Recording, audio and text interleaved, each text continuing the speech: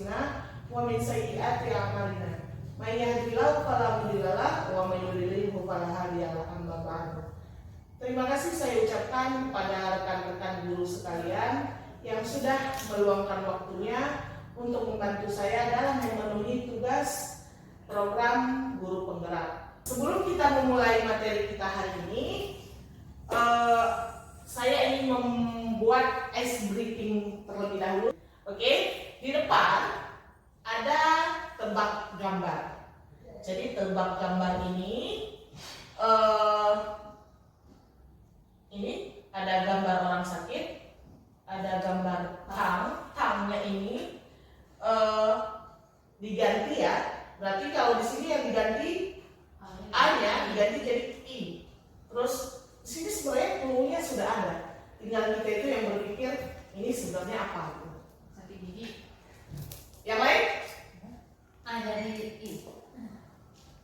Mulai dari sini, dari gambarnya ini. Sakit gigi. Iya, sakit. Dari gambar yang pertama loh. Orang sakit. Padahal tadi clue-nya udah saya kasih pertama. Yang pertama tadi clue-nya demam tinggi. Iya. Keren. Demam tinggi. Clue pertama sudah saya bilang tadi demam. Tang tadi ya, tangnya ganti dengan I. Di belakangnya sudah ada I. Kita tinggal aja ya. Demam tinggi. Oke.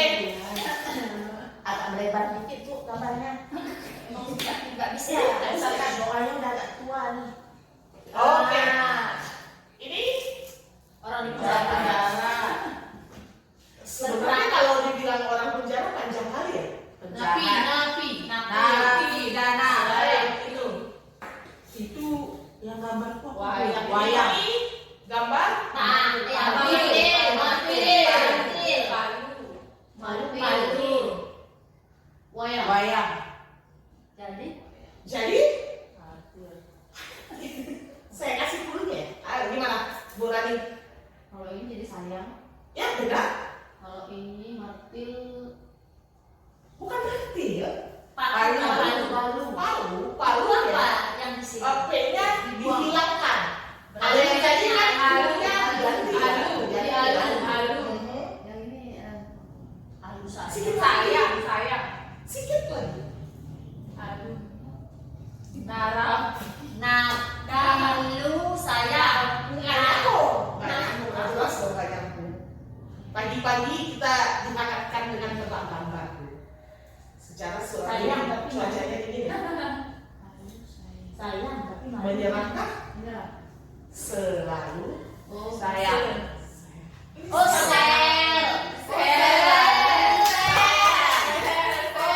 Satu gambar lagi biar kita mulai materi ya. Seru ya? Seru banget. Sebenarnya ini permainan seperti ini bisa kita berikan dengan ice breaking. Oke, ini 5 kayak ganti hati 5 ditambah apa itu? 5 tambah jin. Imajinasi. Iya, Masya Allah. Imajinasi. Kenapa bisa imajinasi? Ibu Yuli. Karena 5-nya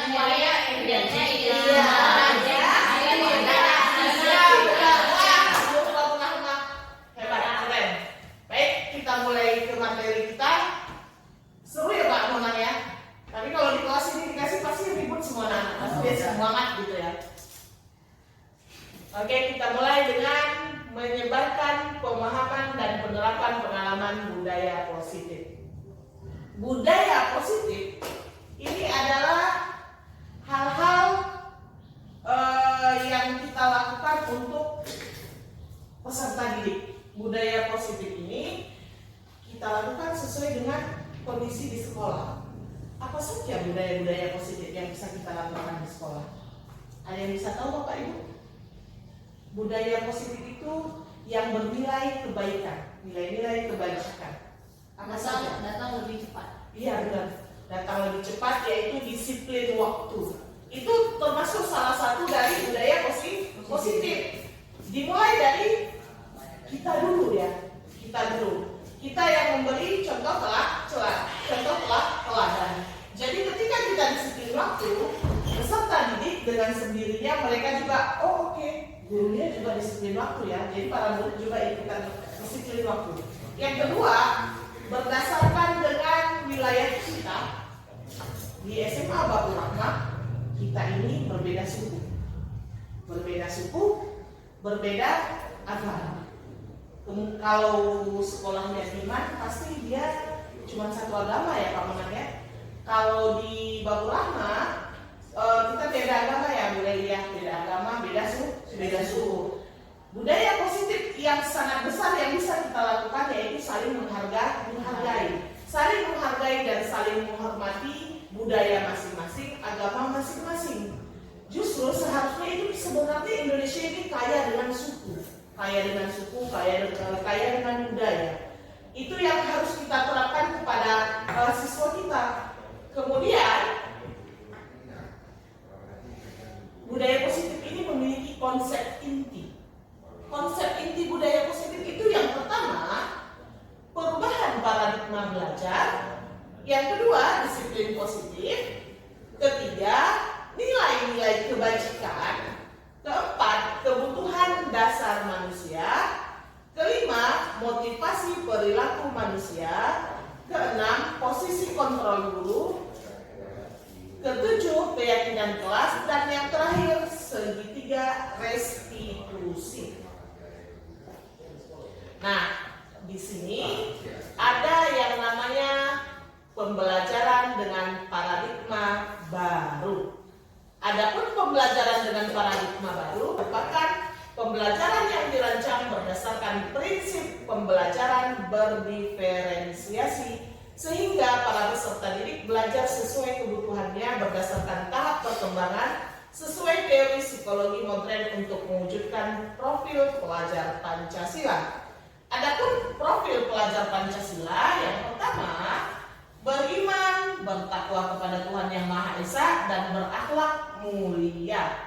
Kemudian berakhlak mulia ini yang kita harapkan terhadap murid kita untuk memiliki akhlak mulia. Apalagi dengan zaman sekarang, Masya Allah ya, para murid luar biasa ya Bu Rahmi akhlaknya ya. Jauh merosot dibandingkan sebelum-sebelumnya gitu. Itu yang ingin kita terapkan kepada diri murid-murid kita di sini. Kemudian berkebinekaan tunggal. Selanjutnya bergotong royong ini kita sering lakuin hampir tiap hari di sini. Kemudian kreatif seperti kita belajar P5 ya Bu Rani ya. P5 kita menerapkan anak-anak untuk berkreasi, berinovasi dalam pembelajaran yang berlangsung ya. Kemudian bernalar kritis, mandiri. Ini sebenarnya kalau di pelajaran P5 kita sudah laksanakan ya dari tahun kemarin ya Bu Rani ya. Kemudian ada yang tahu nggak sih apa diferensiasi? Berfokus pada siswa. Yang lain? Pembelajaran yang memasukkan atau menggabungkan dunia anak. Misalnya, Apa kamu ini? oh belum. Tidak ada masalah.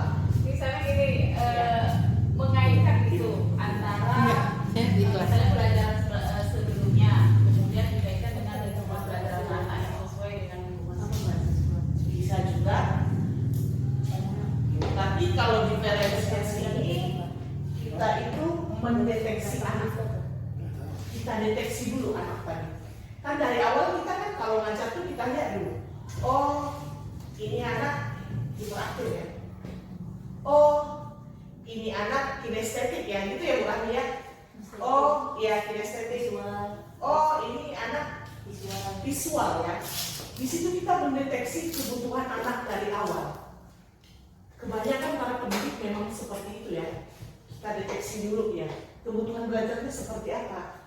Tapi kalau ingin kita beda-bedakan ketika kita melaksanakan pembelajaran, kita beda-bedakan kebutuhannya, itu mustahil kita rasa. Pasti mustahil. Habis waktu kan, oh dia karena kinestetik, cara belajarnya seperti ini. Dengan murid 30 orang, bayangin aja kita beda-bedain setiap pembelajaran pasti nggak bisa ya. Kemudian Ada anak emang dia yang tidak suka ketika kita buat pembelajaran dengan cara diskusi atau berkelompok, kerja kelompok. Ada yang dia pengennya sendiri. Jadi kita di situ tugasnya mendeteksi kebutuhan anak dari awal. Itu maunya seperti apa sih gitu. Ini anak karakternya seperti apa, kebutuhannya apa. Karena kebanyakan kalau murid kita di sekolah ini, kebanyakan dia kebutuhan dasarnya itu tidak terpenuhi. Selanjutnya, miskonsepsi tentang teori kontrol. Nah, di sini ada gambar yang saya buat. Kemudian di sini ada namanya ilusi guru mengontrol murid. Kebanyakan para pendidik dia lebih mengontrol murid. Gimana biar anak ini baik budi, gimana anak ini biar jangan lasah, gimana biar jangan izin-izin terus, gimana caranya biar anak kita yang kontrol. Kebanyakan pendidik seperti itu ya. Kemudian ilusi bahwa semua penguatan positif, efektif dan bermanfaat. Kita merasa bahwasanya ketika kita membuat penguatan positif itu pasti efektif untuk anak tersebut, untuk murid tersebut gitu. Kemudian ilusi bahwa kritik dan membuat rasa bersalah mampu menguatkan karakter. Penguatan karakter ini kan dari diri siswa sendiri ya gitu, dari diri murid sendiri. Kita merasa ketika kita buat dia dengan merasa bersalah, kita merasa karakternya akan semakin hebat, akan semakin berkembang begitu. Kemudian ilusi bahwa orang dewasa berhak memaksa. Kita merasa bahwasanya kita ini punya hak kok untuk memaksa mereka biar lebih patuh lah, biar lebih dewasa dalam berpikir, lebih bijaksana dalam bersikap gitu ya. Kemudian di sini ada namanya mengubah paradigma stimulus respon ke pendekatan teori kontrol. Pertama, stimulus respon. Realitas atau kebutuhan kita sama, kebutuhan para murid ini sama gitu. Teori kontrolnya, cara mengontrolnya, ternyata realitas atau kebutuhan siswa itu, murid itu berbeda-beda setiap murid. Yang kita alami di Babul Rahmah ini, muridnya beraneka ragam dengan sifat dan sikap yang unik-unik banget gitu. Kemudian yang kedua, semua orang melihat hal yang sama. Teori kontrolnya, setiap orang memiliki gambaran berbeda-beda. Yang ketiga, kita mencoba mengubah orang agar berpandangan sama dengan kita. Teori kontrolnya, kita berusaha memahami pandangan orang lain tentang dunia. Selanjutnya, perilaku buruk dilihat sebagai suatu kesalahan. Nah, teori kontrol di sini, semua perilaku memiliki tujuan. Setiap perilaku yang dimiliki para siswa, para murid, itu pasti ada sebab musababnya. Selanjutnya, orang lain bisa mengontrol saya, tapi pada dasarnya teori kontrolnya hanya Anda yang bisa mengontrol diri Anda sendiri. Saya bisa mengontrol orang lain. Teori kontrolnya, Anda tidak bisa mengontrol orang lain. Dia tidak bisa mengontrol orang lain dong. Ya dia sendiri yang bisa mengendalikan dirinya, mengontrol dirinya, mengatur dirinya, gitu ya. Kemudian pemaksaan ada pada saat rujukan gagal. Teori kontrolnya, kolaborasi dan konsensus menciptakan pada pilihan baru. Dan yang terakhir, model berpikir menang atau kalah. Teori kontrolnya, model berpikir menang-menang. Oke, di sini ada namanya disiplin positif. Disiplin berasal dari kata disiplina yang artinya belajar.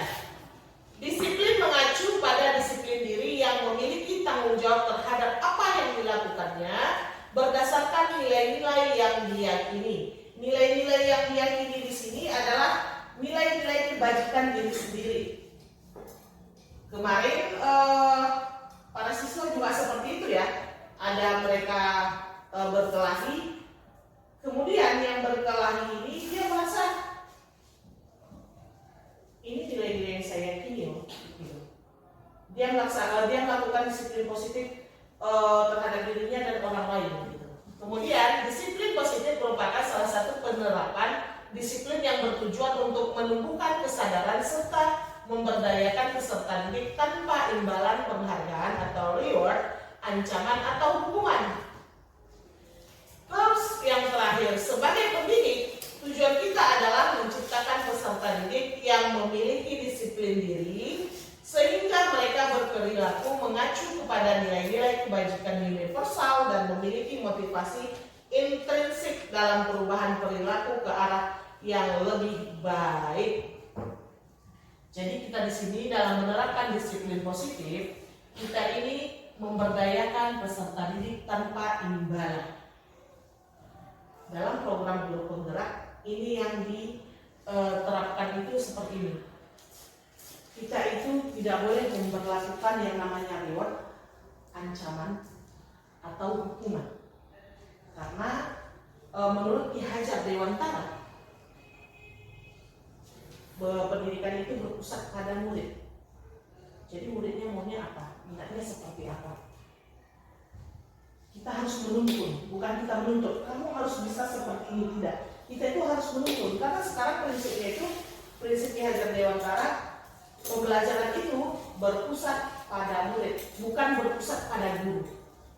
Kebanyakan saya pribadi aja sering begitu ya. Kalau kita ngajar itu ceramah lagi. Seharusnya tidak seperti itu. Ditanya muridnya mau seperti apa? Mau belajar, nak? Iya bu. Belajarnya apa?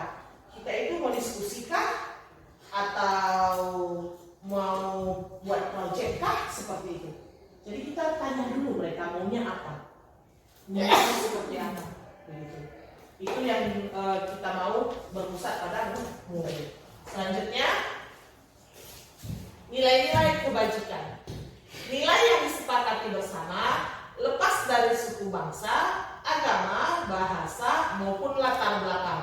Nah, contoh nilai-nilai kebajikan yang ada di institusi atau organisasi. Yang pertama, profil pelajar Pancasila. Ini tadi sudah ya, di awal tadi ya, beriman dan bertakwa pada Tuhan Yang Maha Esa dan berakhlak mulia, berkebinekaan global, gotong royong, mandiri, kreatif, dan bernalar kritis. Nah, yang kedua, IBO Primary Years Program yang disingkat dengan PYP, yaitu meliputi toleransi, rasa hormat, integritas, mandiri, menghargai, antusias, empati, keingintahuan, kreativitas, kerjasama, percaya diri, dan komitmen. Ini semuanya ini cocok sekali ya melaksanakan budaya positif ini di sekolah kita, seperti toleransi antar beragama, antar suku, rasa hormat, kita harus menghormati budaya mereka, menghormati agama mereka, integritas, mandiri, menghargai, antusias, empati, keingintahuan dan kreativitas, kerjasama ini kita sering lakuin ya, kreativitas juga. Percaya diri ini yang kita bangun anak-anak untuk memiliki rasa percaya diri dan komitmen untuk diri sendiri. Dan yang terakhir, keterampilan hidup yang kita sebut dengan life skill. Life skill ini meliputi dapat dipercaya, lurus hati, pendengar yang aktif, tidak merendahkan orang lain, dan memberikan yang terbaik dari dirinya sendiri. Nah, di sini dapat dipercaya, lurus hati, pendengar yang aktif. Ini rata-rata murid kita ini memiliki perilaku seperti ini ya. Kemudian yang ingin kita tekankan itu tidak merendahkan orang lain dan memberikan yang terbaik. Kalau bahasa sekarang itu pembulian. Itu yang ingin kita terapkan kepada anak-anak, gimana caranya tidak boleh membuli, tidak boleh menghina orang lain. Tapi malah memberikan yang terbaik. Seperti apa ya gitu. Gimana ya biar temanku nyaman, gimana ya biar guru ini juga nyaman bersama saya gitu ya. Selanjutnya, kebutuhan dasar manusia. Tadi di awal saya juga ada berbicara tentang kebutuhan dasar manusia ya. Kebutuhan dasar manusia adalah segala sesuatu yang kita lakukan untuk mendapatkan apa yang kita inginkan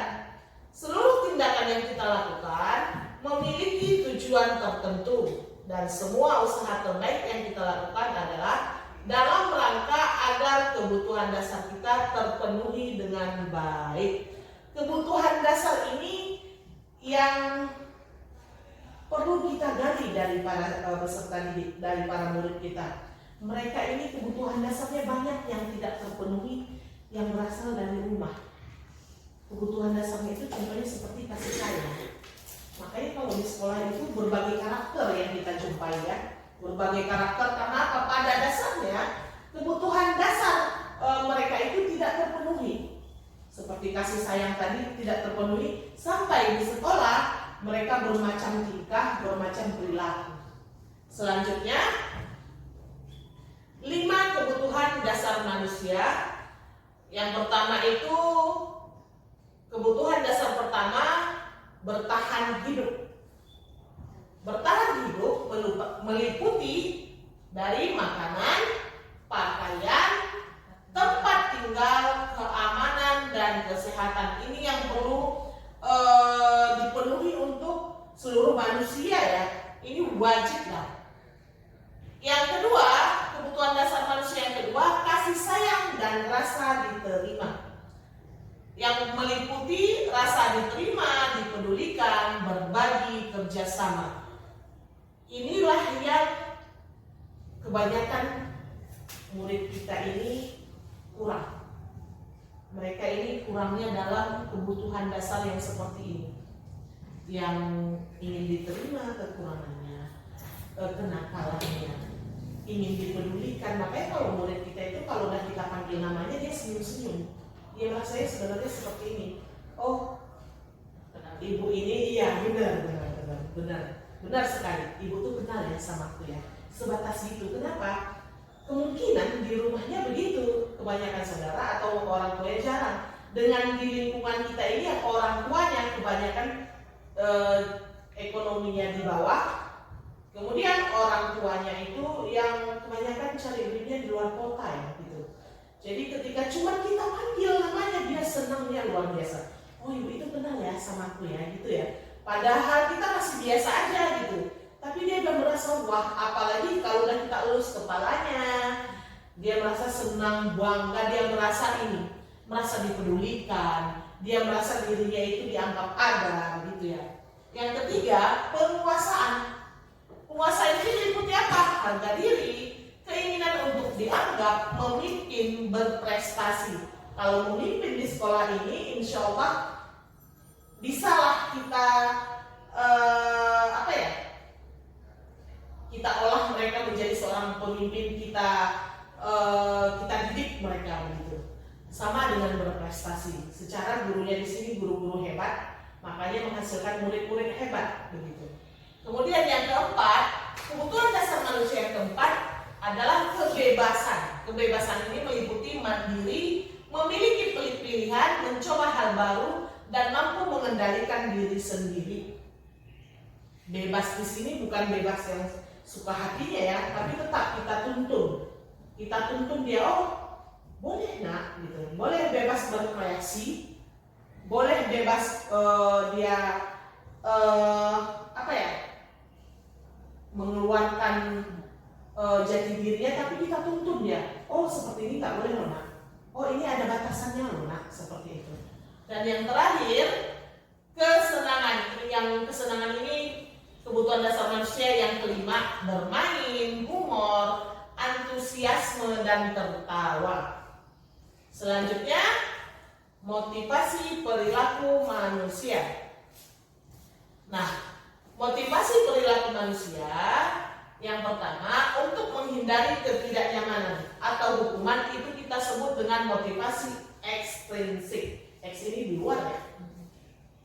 Kemudian untuk mendapatkan imbalan atau penghargaan dari orang lain. Jadi untuk menghindari ketidaknyamanan kita ini sebenarnya apa? Kita motivasi diri sendiri untuk mendapatkan imbalan atau penghargaan. Sebenarnya ini tadi mendapatkan imbalan ini yang harus kita terapkan sama anak-anak. Jangan kita yang sedikit-sedikit. Oke, siapa yang bisa ibu kasih hadiah? Siapa yang bisa kali-kali tadi ibu kasih hadiah. Jadi para murid ini dia selalu mengharapkan imbalan. Ketika kita tidak memberikan imbalan, dia marah dia, ngamuk dia. Bu, kenapa nggak ada imbalan? Biasanya pun ibu kasih imbalan. Ini sebenarnya yang ingin diterapkan, tidak lagi meniadakan yang namanya imbalan, reward. Boleh lah ya sekali-sekali, tapi dengan bahasa yang berbeda begitu.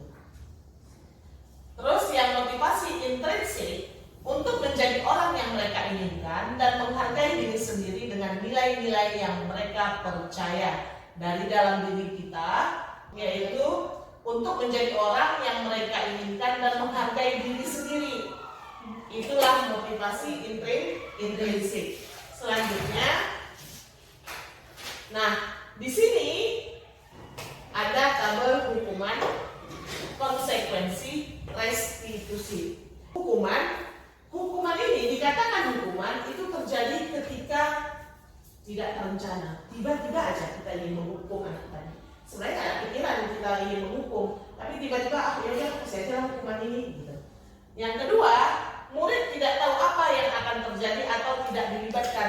Ketika kita memberi hukuman, pasti dong murid-murid juga bertanya, hukuman apa ya yang ibu kasih? Mengulik sampah kah, bersihkan WC kah, begitu ya.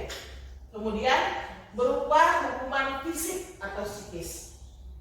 Kadang anak-anak pikirnya sebatas itu, tapi ada beberapa pendidik yang menghukumnya secara fisik, gitu. Ambil kayu pukul kepada anak, gitu. Kemudian ada yang masih main tampar aja, gitu kan. Yang kedua, konsekuensi. Hukuman dengan konsekuensi sudah pasti berbeda dong, gitu. Yang pertama, terencana, disepakati sesuai aturan. Kita itu buat kesepakatan dengan anak-anak. Oke, seperti saya tadi pengalaman sendiri ini. Yang namanya konsekuensi sudah pasti membuat murid tetap tidak nyaman. Dan juga konsekuensi, apalagi hukuman udah jauh di bawah tidak nyaman kan gitu. Kemudian sikap guru selalu monitor guru. Kita memantau guru, sikap guru selalu memonitor murid. Sebagai guru kita memonitor muridnya itu memantau, mengawasi. Jadi pengalamannya tadi seperti tadi gitu. Pelajaran agama dalam seminggu masuknya cuma sekali. Kalau dalam sebulan berarti masuknya kali. Dan ternyata ada tadi 2 murid yang sudah alfa 4 kali. Bayangin para ibu-ibu nih, dalam sebulan dia nggak pernah masuk. Jadi buat kesepakatan, saya buat kesepakatan, kalau tidak masuk 1 kali lagi gimana nak? Karena sebelumnya sudah saya coret. Memang saya belum buat kesepakatan murid. Sebenarnya saya sudah buat kesepakatan. Saya sebenarnya buat kesepakatan, tapi mereka berdua tidak datang. Jadi dia mungkin tidak tahu informasi ya. Kemudian saya buat kesepakatan tadi sampai saya telepon tuh wali kelasnya. Kalau dia alfa lagi gimana gitu? Janganlah Bu, ini janji Bu, saya tidak alfa lagi. Karena kan cuma hari Rabu masuk. Iya memang hari Rabu gitu. Jadi maunya gimana nak? Terus kata wali kelasnya, terserah ibu mau seperti apa, gimana mereka gitu. Ya udah Bu, nanti kalau alfa lagi kami, coret aja nama kami. Tapi kita lihat nanti ya kelanjutannya ya Bu Ibu ya. Mudah-mudahan mereka tidak alfa lagi dengan perjanjian mereka sendiri loh, yang kita sepakati bersama. Sepakat ini antara saya dengan dia dan teman-teman yang lain begitu. Jadi saya tulis lagi namanya di absen gitu. Kemudian yang terakhir restitusi. Restitusi ini proses menciptakan kondisi bagi murid untuk memperbaiki kesalahan.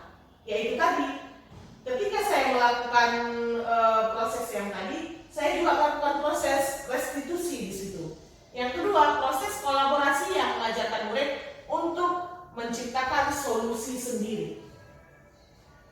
Karena sekarang para peserta didik itu, kita ini dituntut untuk menerapkan restitusi. Restitusi ini pilihan yang kita berikan kepada murid. Mereka maunya apa? Biar mereka pun nyaman, mereka juga belajar untuk menepati janji. Begitu. Selanjutnya, nah di sini ada namanya posisi kontrol. Posisi kontrol ini ada 5 posisi kontrol guru. Yang pertama, penghukum. Kebanyakan kita para peserta didik, para pendidik ini lebih ke penghukum. Anak salah langsung kita hukum. Anak terlambat masuk duluan karena kita sudah duluan nih masuk. Anak terlambat datang ke kelas kita hukum, gitu ya. Kebanyakan, tapi tidak semua pendidik seperti itu. Dan insya Allah para guru di Babur Rahmah tidak tipe penghukum. Penghukum ini bapak, ibu-ibu, ini dilakukan hampir tiap hari loh. Insya Allah kita nggak pernah melakukan seperti ini penghukum, gitu ya. Yang kedua, pembuat merasa bersalah. Gimana ya cara menaklukkan anak ini? Gitu kita selalu ya mikirnya setiap masuk. Gimana caranya menaklukkan anak ini biar dia ini selalu ketika kita jumpa dia selalu merasa bersalah. Selalu dia merasa pasti aku punya kesalahan lagi gitu. Yang ketiga, teman. Malah kebanyakan para guru di Babur Rahmah ini, kebanyakan ya, tidak semua, para pendidiknya menjadi teman bagi muridnya. Karena kita ngajarnya bukan anak SD SMP yang harus serius, tegas atau gimana. Kita SMA yang memang kita ini lebih ke teman. Pemantau ini ngeri-ngeri juga kalau kita praktekin ya. Sisi kita pantau, kita awasin. Jadi anak-anak pun udah gak nyaman, risih lagi dia rasakan. Dan yang terakhir, manajer. Ada juga beberapa guru di Babur Rahmah ini yang sudah menerapkan manajer. Manajer ini menuntun anak. Dia tuntun, dia kawal terus anaknya gitu. Dia perhatikan selalu, dia kalaupun ada salah dia bagus menasihatin gitu ya. Ada beberapa di Babur Rahmah ini. Selanjutnya, nah di sini ada contoh penerapan dari 5 posisi kontrol. Nih, ada sebuah kasus. Ini seperti yang di depan, siswa tidak memakai atribut lengkap saat upacara bendera. Nah, ketika upacara bendera ada beberapa murid yang tidak memakai atribut. Di sini kalau kita berada di posisi penghukum, seorang guru yang berada di posisi penghukum, kita pasti memberi hukuman dia, hormat pada bendera selama 1 jam. Sebenarnya kalau hukuman ini udah gak masuk akal. 1 jam itu luar biasa loh. Lelah, capek, belum lagi panas ya. Ini udah nggak, sebenarnya penghukum ini udah nggak bisa kita terapkan lagi di sekolah, gitu ya. Nah, yang kedua, di sini ada kata-kata, berapa kali ibu harus memberitahu kamu? Kamu selalu saja mengecewakan ibu. Kalau bahasanya sini, woi, ini gak kecewa atau kau nakku. Nah itu sudah masuk kepada pendidik pembuat rasa bersalah. Jadi anak tadi setiap lihat kita, woi tadi udah kecewa deh sama aku, dia merasa bersalahnya besar kali gitu kan. Padahal kita ini dia berubah, tapi kata-katanya itu udah kena ke kondisi psikolog anak gitu ya. Selanjutnya, nah kemudian di sini ada bahasanya seperti ini. Apakah kamu tahu kesalahanmu? Kira-kira bagaimana kamu memperbaiki kesalahanmu? Nah, inilah yang dikatakan manajer. Kita itu serahkan aja sama dia. Ini seperti apa? Agar dia belajar untuk bertanggung jawab pada diri sendiri. Sama dengan yang saya lakukan tadi pagi itu, begitu. Jadi maunya seperti apa, nak? Saya serahkan kepadanya keputusan. Selanjutnya, posisi kontrol. Apakah aku? Saya kecewa sekali dengan kamu. Di sini tadi saya kecewa sekali dengan kamu sudah pasti ya, membuat rasa bersalah. Selanjutnya, kamu tidak pernah benar melakukannya. Kamu tidak pernah benar melakukannya. Di sini posisi penghukum. Kemudian, apa rencanamu untuk menyelesaikan masalah ini? Ini udah sama seperti yang tadi ya, beda bahasa dikit aja. Itu kita sebut dengan manajer. Selanjutnya, ayolah lakukan demi Bapak Ibu ya. Ini memang seperti kita. Memang begini kita ngomong sama siswa kita kebanyakan gitu ya, sebagai teman. Selanjutnya, nah yang terakhir, kamu tidak pernah mendapat nilai jika tidak mengerjakan tugas. Jadi kalau dia nggak mengerjakan tugas, itu kita pantau dia. Oh, sekolah nggak mengerjakan tugas nih, apa yang dikasih nilai? Kita awasin selalu kan, kita pantau gerakannya. Selanjutnya, keyakinan kelas. Keyakinan kelas, mengapa keyakinan kelas, mengapa bukan peraturan kelas? Ada yang tahu? Nggak tahu Bu. Zaman dulunya kita tahunya peraturan kelas ya. Peraturan itu memang aturan yang sudah dibuat, tapi bukan kesepakatan bersama loh. Peraturan kelas kan. Nah, kalau keyakinan kelas, ini kesepakatan kita bersama, kesepakatan antara guru dan murid. Maunya seperti apa? Oke, kelasnya mau seperti apa ya nak ya? Kemarin saya buat keyakinan kelas di kelas 1, kelas 2, kelas 3-nya belum gitu. Di kelas 2 kemarin saya buat keyakinan kelas, mereka semangat Bapak Ibu. Mereka semangat buat keyakinan kelas. Selanjutnya, nah ini dia hasil keyakinan kelas para murid kelas 11. Di sini pembentukan keyakinan kelas, tata caranya yang pertama apa? Bersifat abstrak. Yang kedua, berupa pernyataan universal. Dibuat dalam pernyataan positif, sedikit saja agar mudah diingat, sesuai dengan kondisi kelas dan sekolah sehingga mudah diterapkan. Dan yang terakhir, semua warga sekolah atau warga kelas dilibatkan saat membuat keyakinan kelas. Nah, keyakinan kelas ini kesepakatan bersama. Bukan kalau peraturan bukan kesepakatan bersama ya. Emang sudah contoh di peraturan sekolah yang buat langsung atasan, pihak kepala sekolah atau komite. Gitu ya. Nah, kalau keyakinan kelas ini kesepakatan antara guru dan murid. Nah, di sini contohnya ini mereka semangat luar biasa. Semuanya mereka membuat peraturan kelasnya yang menjadi keyakinan kelas. Yang pertama yaitu menjaga kebersihan. Ternyata mereka di kelas masih banyak yang membuang sampah sembarangan, makannya di kelas sampahnya nggak dibuang. Jadi yang lain komentar gitu, nggak nyaman. Yang kedua, disiplin waktu. Guru sudah masuk, dia masih di luar. Jadi mereka inginnya guru sudah di kelas, lebih baik muridnya duluan daripada guru. Yang ketiga, saling menghargai. Ternyata mereka ini berbeda ya, seperti cerita kita di awal, berbeda suku, berbeda agama, masih ada rasa yang kurang saling menghargai. Mereka menginginkan saling menghargai itu ada di keyakinan kelas mereka. Dan yang terakhir, bersikap sopan dan santun. Selanjutnya, nah yang terakhir, segitiga restitusi, yaitu suatu proses dialog yang dijalankan oleh guru agar dapat menghasilkan murid yang mandiri dan bertanggung jawab. Adapun tahap segitiga restitusi, yang pertama menstabilkan identitas. Menstabilkan identitas ini memenuhi kebutuhan dasar anak.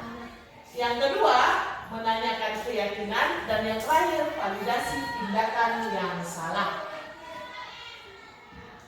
Nah, di sini ada contoh bahasanya ya. Contoh bahasa kita dalam menstabilkan identitas. Berdasarkan prinsip membuat kesalahan adalah bagian dari proses pembelajaran. Jadi berdasarkan prinsip segitiga restitusi, nah membuat kesalahan itu bagian dari proses. Bagian dari proses untuk menjadi manusia yang lebih baik gitu. Nih, contoh bahasanya seperti ini. Ketika anak berbuat salah, kita ngomongnya begini. Berbuat salah itu wajar. Kemudian tidak ada manusia yang sempurna. Begitu kita cara menstabilkan identitas murid ya. Dia juga enggak mentalnya enggak down gitu, enggak turun-turun gitu. Enggak turun ke bawah terus enggak bangkit. Kalau bahasa sekarang enggak move on gitu. Yang ketiga, ibu juga pernah melakukan itu kok gitu. kesalahan yang kamu lakukan, ibu juga pernah melakukannya, nak. Yang keempat, ibu tidak mau mencari siapa yang salah, tapi ibu ingin mencari solusi dari permasalahan ini.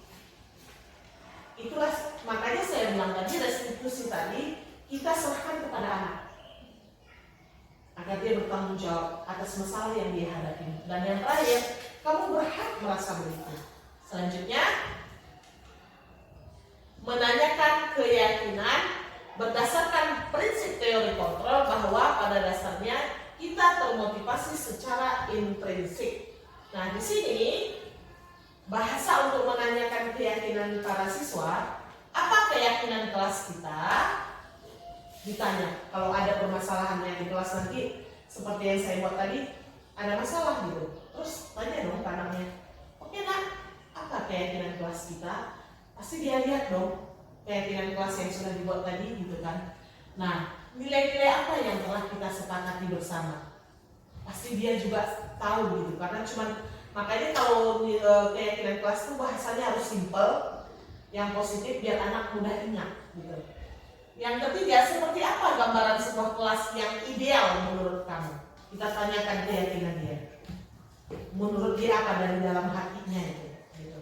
Dan yang terakhir, kamu ingin menjadi orang yang seperti apa? Itu yang selalu kita tanya ya sama para siswa ya. Selanjutnya, validasi tindakan yang salah. Berdasarkan prinsip setiap perilaku berupaya memenuhi suatu kebutuhan tertentu. Nah, di sini ada pertanyaannya nih. Kamu pasti punya alasan mengapa melakukan hal itu. Ketika dia berbuat salah ya, kita jangan langsung menghakimi, apalagi menghukumnya gitu. Tapi kita kasih dulu bahasa-bahasa yang membangun karakternya gitu. Yang kedua, padahal kamu bisa melakukan yang lebih buruk dari ini ya. Kebanyakan kalau murid kan gitu, sebelum parah masalahnya langsung kita atasi dengan baik. Gitu. Ketiga, kamu patut bangga karena telah melindungi sesuatu yang penting buatmu. Dan yang terakhir, kamu melakukannya karena mempertahankan sesuatu yang penting bagimu. Nah, kita di sini para pendidik sekarang itu malah diterapkan untuk mengeluarkan kata-kata positif. Bukan menggunakan lagi bahasa-bahasa negatif, apalagi perilaku negatif gitu. Selanjutnya, nah di sini saya sudah melakukan contoh penerapan segitiga restitusi terhadap para peserta didik. Mari sama-sama kita tonton. Suara ini.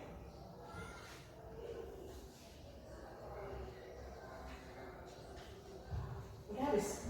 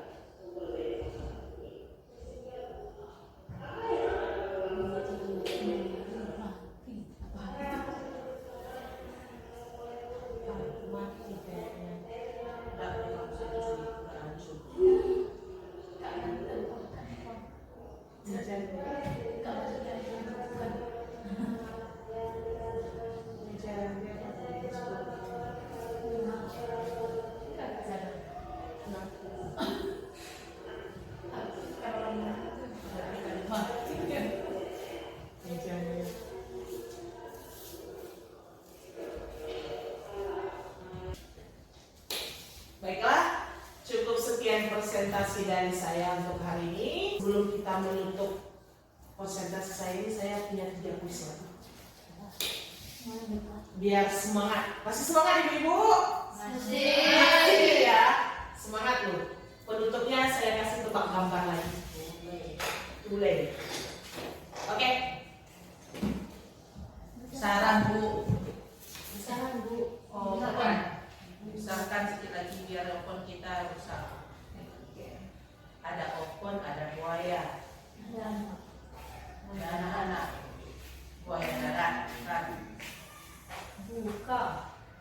Puasa bersama. Iya benar. Hebat. Keren. Di sini open, bahasa Indonesia buka ya. Puasa di sini B-nya diganti jadi P, Y-nya diganti jadi S. Jadi buka, puasa bersama. Keren. Berarti masih semangat ini. Ya kurang ya. Dan selanjutnya ini RP. tidak ada ditambahi, tidak ada dikurangi, tidak ada juga diganti, tapi ditambah. Ini Raja. Jadi hajat. dia benar hajat. Iya bagus Bu Ilman. Wah keren. Buang hajat. Oke. Terus ini apa nih? Apa itu? Masuk ilmu, tiup lilin. Mepet kan. UT. Itu apa? Ngapain? Pet. Perempuan itu ngapain? Lagi semedi itu. Ini apa? Sakit. Kan orang sakit. Demam. Aku kirain orang mau ngepek gitu. Ya kan kedinginan ya, kedinginan loh. Ini selimut loh ibu. Ya Allah ini tangan. Sakit perut. Ya benar, Masya Allah Bu Tuti. Sakit perut. Wah, luar biasa. Ya. Oke, baiklah. Terima kasih atas bantuan para guru Babu Rahma atas ini meluangkan waktunya dalam membantu saya melakukan presentasi hari ini. Sekian dan terima kasih. Assalamualaikum warahmatullahi wabarakatuh. Waalaikumsalam warahmatullahi wabarakatuh.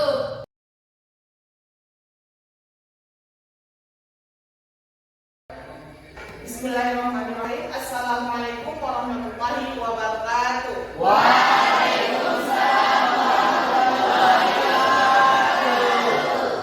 Apa kabar anak-anak ibu semua? Baik, Bu. Alhamdulillah, sehat. Sebelum kita memulai materi kita hari ini, Ibu ingin membuat atau bisa Ibu katakan kita akan membuat yang namanya peraturan kelas. Ada yang tahu peraturan? Peraturan berasal dari kata aturan.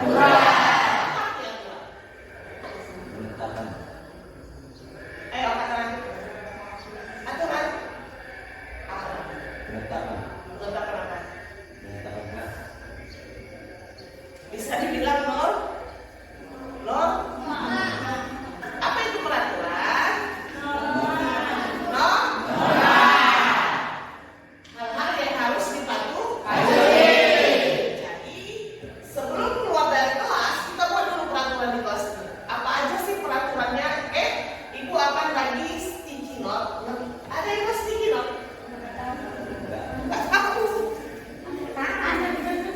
Nggak tahu sticky note. Ini namanya sticky note. Dan satu orang satu peraturan. Kalian tuh maunya apa sih aturan yang harus dipatuhi di dalam kelas ini? Baik dalam berteman atau tentang kelas ini. Satu orang Satu.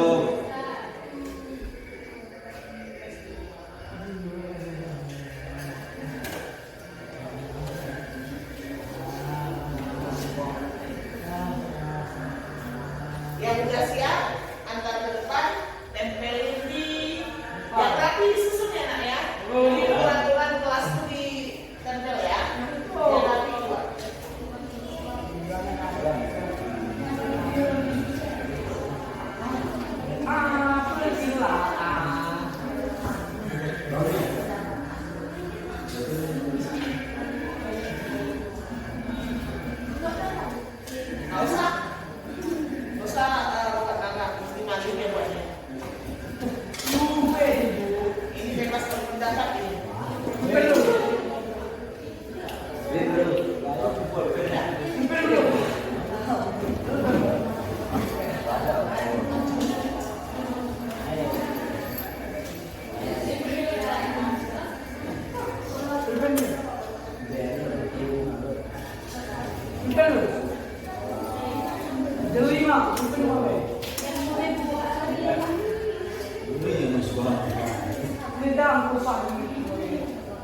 Ayo, satu orang satu peraturan.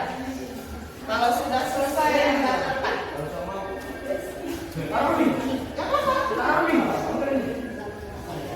Kalau samanya tetangga berarti nyontek. Kalau samanya dengan yang lain masih masuk akal. Ya sama-sama yang di samping. Susah yang rapi aku. Ah, benar.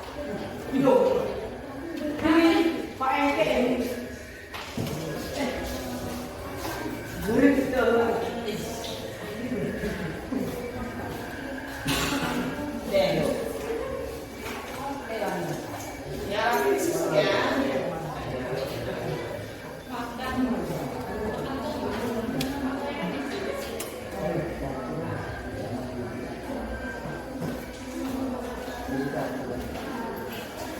Udah yang lain?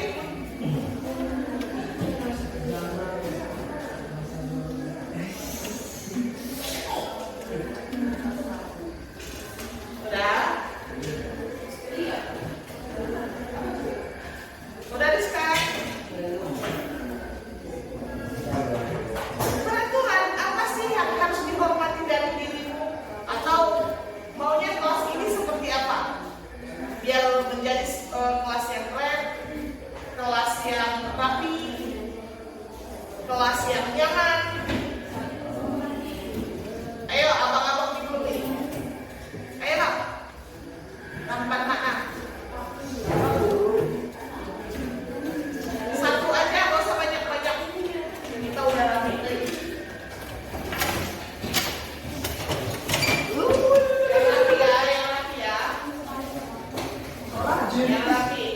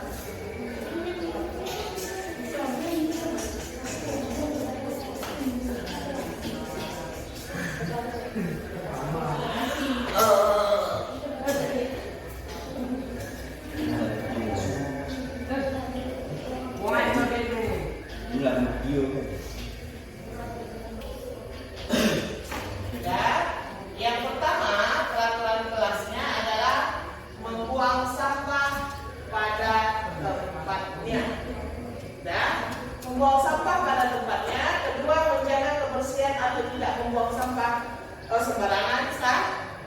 Sama nggak? Sama. Kalau sama nanti kita buat satu kalimat ya. Ya Bu. Putaran hukum ya, menjadi keyakinan kelas.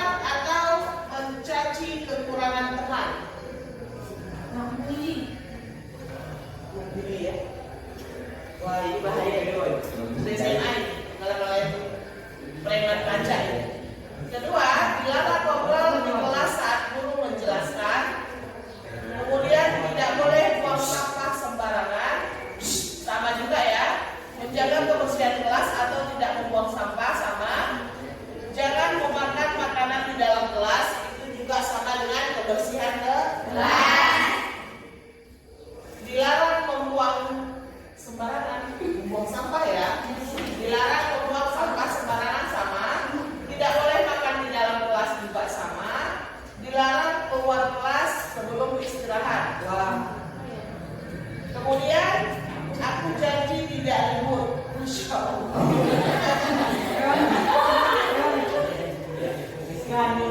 Usahakan kelas ini tidak libur. Emang benar. Berarti sama saja ini yang punya kemudian mendengarkan perkataan guru. Wah. Kemudian macam mana ini? Apa ini? Lalu apa ini? Bisa ribut di dalam kelas. Apa sebenarnya ini? Lalu apa? Nggak bisa ribut di dalam kelas. Oh dia ini bisa dari kaki biasanya ya. Nggak bisa ribut di dalam kelas. Menghargai pendapat teman dan menjaga kebersihan di kelas. Menghargai pendapat teman itu satu, menjaga kebersihan di kelas dua. Berarti banyak ini ya, menjaga kebersihan di kelas ya. Peraturan di kelas saya ialah tidak boleh lebih dari 5 kali, oke? Tidak boleh terlambat ketika udah jam pelajaran. Jangan mengotori kelas supaya bersih. Jangan makan saat di jam pelajaran. Ini yang nggak sarapan di rumah begini maksudnya. Makan di kelas. Ketika guru masuk langsung masuk semalam. Gitu kan? Masuk. Jangan bahasan motor di kelas. Tidak boleh. Ini bahasa orang Arab sama begini bahasa Indonesia nya. Tidak boleh sesaling mengejek. Bukan sesaling aku. Tidak boleh saling mengejek.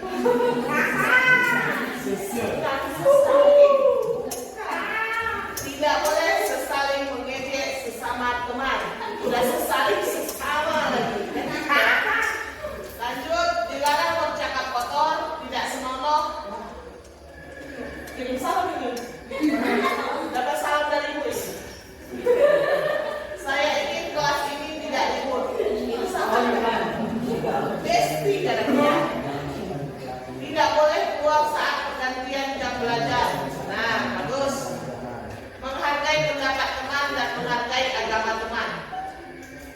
Wah. Siapa ini? Tukang budi. Aku ingin kelas ini bersih dan rapi. Saya tidak ingin kelas ini kotor. Berarti setengah dari kelas ini itu satu hati, satu jiwa, satu keyakinan untuk menjaga kebersihan. Menjaga kebersihan.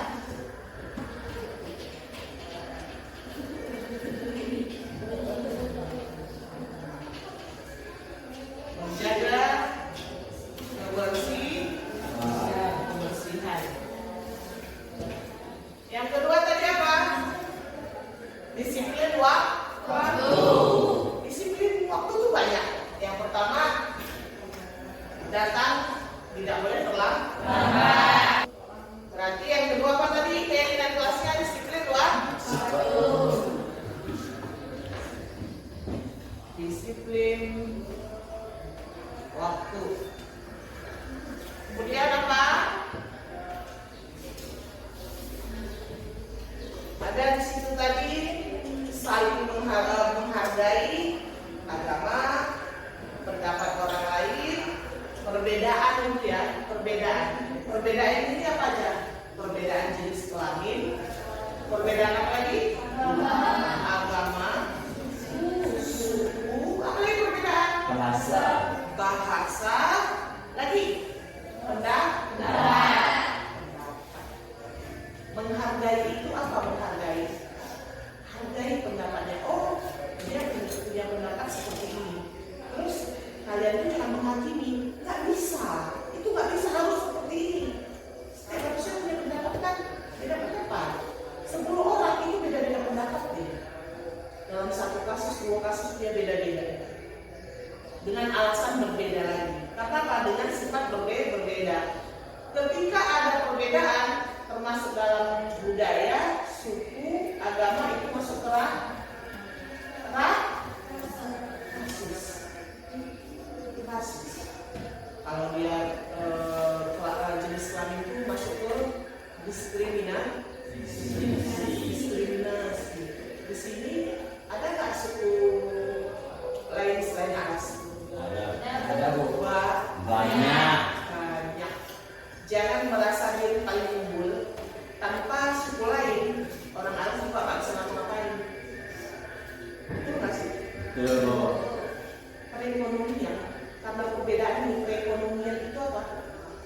bisa maju. Di kota, coba lihat di kota, itu banyak itu pendatang nggak sih? Coba hitung di kota itu yang punya toko asli orang Aras. Tukang emas ada nggak orang Aras? Nggak ada, Bu. Ibu ada situ D Sekedang, Beru, Desti, Selian ada? Nggak ada, Bu. Kebanyakan suku Nggak ada. Karo dan Pak Ada. Kalau mereka nggak ada, perputaran ekonomi di Kota Cani itu lambat. Nggak akan jadi kalian itu kabupaten berkembang. Nggak akan maju kabupaten Aceh Tenggara itu. Makanya tidak ada perbedaan antara kalian. Yang membedakan itu apa? Ibadahnya. Yang sholat subuh tadi pagi angkat tangan, tereng, pong. Satu orang nih. Dua aja, itu aja, nggak nambah lagi, nggak, itu aja, haid semua ya. Kalian tahu jamaah itu apa namanya? Itu yang bedain ibadah Anda sama Allah. Itu yang berbeda. Makanya dia bilang jangan saling menghina di dalam agama Islam apa? Apa yang mau bilang pernah? La tahtaqiranna falyuli syai'in masih ya. Janganlah engkau menghina seseorang karena seseorang memiliki kelebihan. Syai'un itu kelebihan.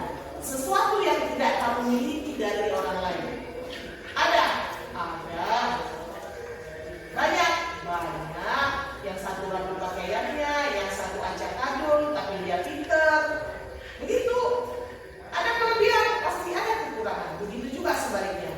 Berarti harus saling menghargai. Saling menghargai. Masuk ke keyakinan kelas.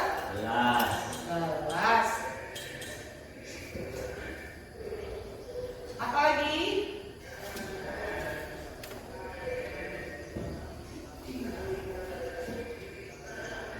Dilarang bercakap kotor. Berarti apa bahasanya itu? Menjaga kesopanan atau apa?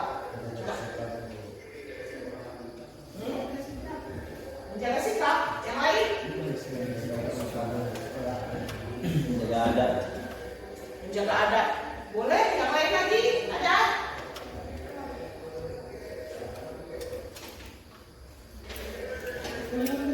Apa?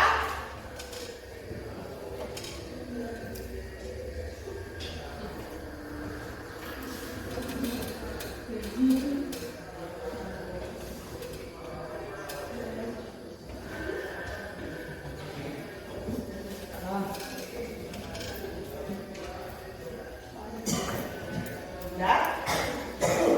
Sopan dan santun ini berlaku bukan hanya sama teman aja, termasuk guru. Pada semua orang. Apa Maulana? Pada semua orang. Ya, pada semua orang. Siapapun itu. Ada yang tiap hari berantem sama adik ya? Ada, Bu. Semangat dia, iya. Ada adik dia, Kamu di sini. selepas dia. Afan, udah saya dia. Laki apa perempuan? Gak sepakat. Jauhnya dia sering berantem. Bagus, mantap, keren. Kelas 5 SD dengan kelas 2 SMA. Iya. Jaraknya jauh ya. Jauh enggak? Sebenarnya keyakinan kelas ini bisa menyeluruh loh. Diawali dari sini, ketika keluar dari kelas, kalau kalian jalanin sama siapapun aman. Kebersihan bisa nggak dipakai di rumah? Bisa dong. Jaga kebersihan di rumah. Permasalahannya yang cuci piring siapa?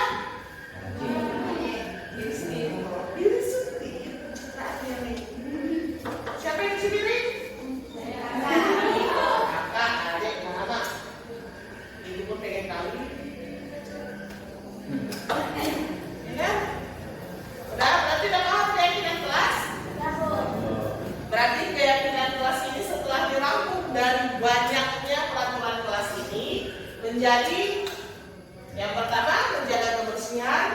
kedua disiplin waktu, ketiga saling menghargai, keempat bersikap sopan dan santun. Jadi ibu mohon ini tolong diterapkan, dilaksanakan dalam kehidupan sehari-hari, terutama di dalam kelas. Baiklah, cukup sekian dan terima kasih. Assalamualaikum warahmatullahi wabarakatuh.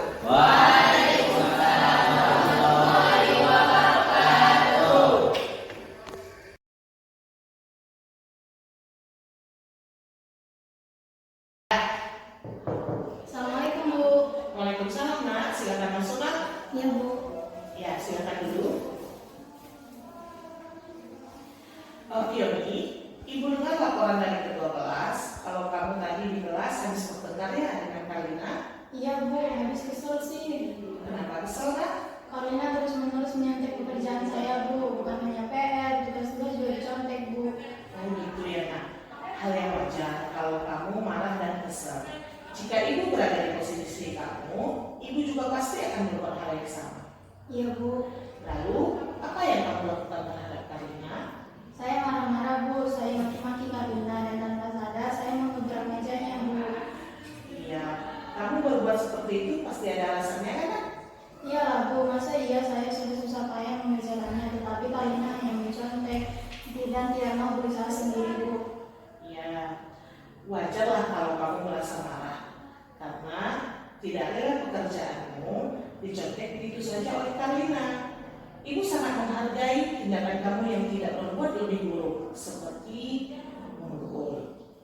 Sekarang coba kita pikirkan, tindakan kamu yang marah sampai menggebrak meja, apa sudah sesuai dengan keyakinan kelas kita? Tidak Bu. Menurut kamu, keyakinan kelas apa yang sudah kamu lakukan? Saling menghormati antar teman Bu. Iya, benar. Menurut kamu, saling menghormati antar teman itu penting atau tidak untuk kamu? Penting Bu. Baik, kalau menurut kamu itu penting, jadi keyakinan apa yang harus kamu lakukan? Harus lebih bersabar Bu. Iya, kamu bersedia nggak memperbaiki masalah ini? Bersedia Bu. Apa yang akan kamu lakukan untuk memperbaiki masalah ini? Saya harus lebih bersabar dan menahan amarah saya Bu. Jika ada teman yang mencontek, saya juga akan melaporkan kepada Terus kemarin dulu. Ulangnya harus lebih bersabar Bu dan harus menahan amarah saya ketika ada teman yang mencontek. Dan saya juga akan melaporkan kepada guru mapel atau wali kelas saya Bu. Iya, tepat sekali tindakan kamu nak. Tetap semangat ya. Sekarang silahkan kembali ke kelas ya nak ya. Baik Bu, terima kasih. Sama-sama nak.